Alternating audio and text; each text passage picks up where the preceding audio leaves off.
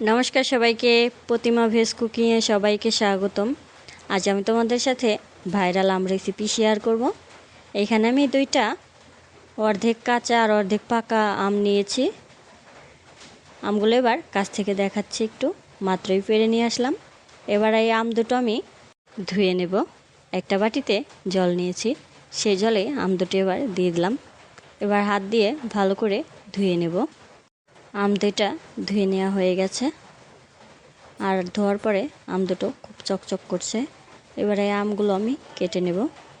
আমের দুই পাশের অংশ আমি কেটে নেব। একটা ছুরির সাহায্যে এবার কেটে নিচ্ছি। এক পাশটা কেটে নেওয়া হয়ে গেছে, এবার দেখাচ্ছি। এই আমগুলো কিন্তু খেতে এখনও অনেকটাই টক। এবার ছুরি দিয়ে কিউব কিউব করে কেটে নেব। লম্বা লম্বা করে একবার কেটে নিলাম, আর এবার পাশ থেকে আবারও কেটে নেব। এতে করে আমের পিসটা পিস পিস দেখা যাবে।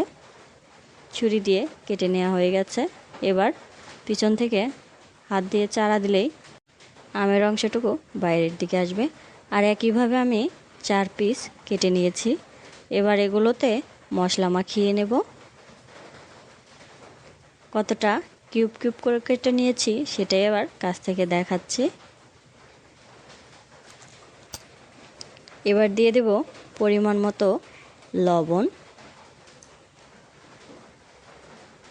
লবণটা সবগুলো আমের ভালো করে দিয়ে দেব।